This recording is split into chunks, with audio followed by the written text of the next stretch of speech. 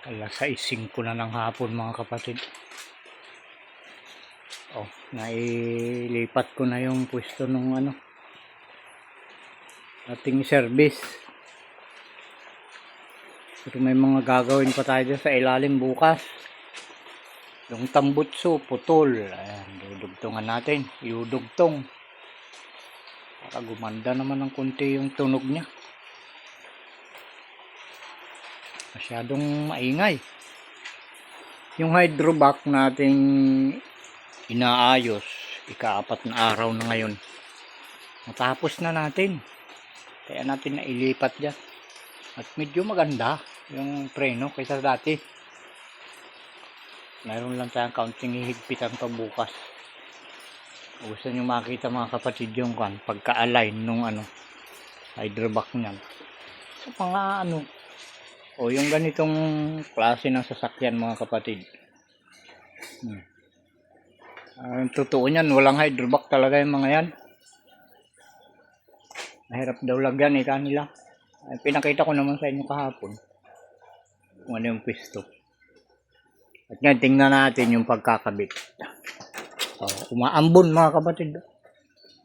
Yung panahon dahil 2 hapon na ganito. Talagang madilim. Ayan. Kita nyo ba? Ay gamitan natin ng flashlight para dito siya.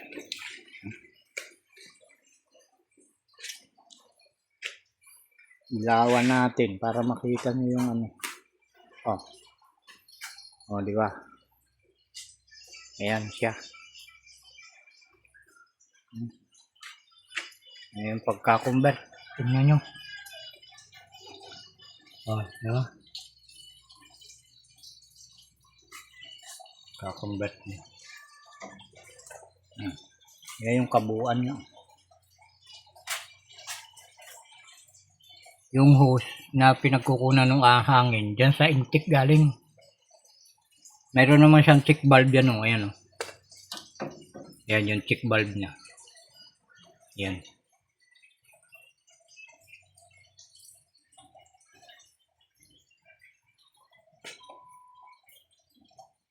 Kaya okay lang na kumuha sa dyan. Nakakuan lang sa single lang sa piston, single piston lang siya nakakabit Lilipat ko bukas yung sa pang-4 na piston yung paghigop niya. Doon sa may kuan na yan. Para mas malakas yung higop ng hangin. Ayan, ang pagka-convert natin mga kapatid. Diba? Malambot yung preno niya mga kapatid at magandang kumapit pag may ganyan na. Tingnan yung conversion niya. Diba? Okay yan. Hindi siya gumagalaw. Kahit sipain mo siya dahil yan nakakuan siya. Meron siyang dyan.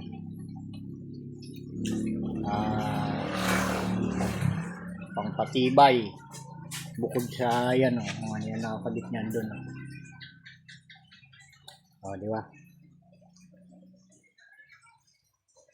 Malayo yung pedal andun yung pedal Ngayon gumawa tayo ng butterfly. Ayan. Kaya na ito parang double block na ito nangyari, double block na. Malambot din. Yan dalawa yun yung pedal. Tapos yun yung dyan sana yung pedal niya dyan sana. Pero dito nang galing. Kaya double block ang labas. Kaya malambot mga kapatid. Okay. Kita nyo na mga kapatid. Yan yung Yan yung mga karanasan natin nung panahon na tayo ay nag-helper mechanic. Pag wala ng biyahe, reparasyon ng sasakyan ng ginagawa. At nandun tayo palagi, ang arawan namin noon, 35 lang, isang araw mga kapatid. 35 pesos isang araw.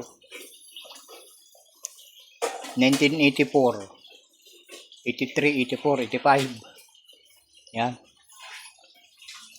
Nasa shop tayo palagi. 4 na taon tayo nasa shop. Nagre-repair ng mga katulong ng mga mekaniko. Kaya may alam akong kaunti sa sa sasakyan. Sa pag-aayos. Kaya kahit mga ganyan lang na klase yung sasakyan natin, hindi tayo natatakot magkaroon ng ganyan sasakyan dahil alam nating ayusin kung masisira. Diba? Alam mo yung mga yung mga mayayaman, yung mga hindi marunong mag-ayos ng sasakyan. Nako, ayaw nilang bumili ng ganyan. Sakit lang sa ulo nila. Lalo pag di ka marunong mag-ayos, dadalahin mo sa shop, ay maswerte lang kung yung mekaniko na pupuntahan mo ay marunong magmalasakit sa may-ari ng sasakyan. Diba? Ay kung hindi marunong, ang hinahangad lang niya ay kumita. Diba? Kikita siya sa pyesa, kikita pa siya dun sa pag-wielding niya at bukod pa yung libor. Diba? Kaya doble-doble yung gastos mo kapag hindi ka marunong sa sasakyan, mga kapatid. Yun lang. Papasalamat nga tayo sa ating Panginoong si Isaw Ama dahil binigyan tayo ng ganong talent o karunungan. Dahil hinasa niya tayo sa kahit anong uri ng trabaho. Marunong tayo magkarpintero. Yan. Marunong din tayong tawag yan, magkaingin, farmers, marami pa tayong ibang alam. Pwede rin nating magpiyon sa mga kung ano-anong gawain. Kaya natin, napapagtiyagaan natin yan, mga kapatid. Sanay tayo sa hirap. Yung pagikay matiisin sa lahat ng trabaho kung ikaw ay bata pa. Siyempre matututunan mo yung mga bagay na yun. At pagdating na nagkaedad ka na, magtuturo ka na lang, mga kapatid, sa mga experience mo sa trabaho. Kaya swerte nung magiging mga apo mo, mga anak mo, mga apo mo, ay hindi na sila kung saan papupunta na mag-aaral ng ganong trabaho dahil kung papagtiyagaan kanila ay matututo sila ng libre, di ba? Kahirap pag-aralan yung mga gawain. Pupunta ka pa sa TESDA, di ba? Ilang buwan ka ron tapos kaunti lang matututunan mo. Pupunta ka sa TESDA kung saan ang mga dapat pasukan na mga paaralan para matuto ka lang magtrabaho, mga kapatid. At kahirap pumasok, pila-pila pa. Diba? Balik-balik ka yung pasahe mo. Ayun, yun ang nangyayari ngayon dun sa mga naghahangad na matuto ng lalo yan driving na yan.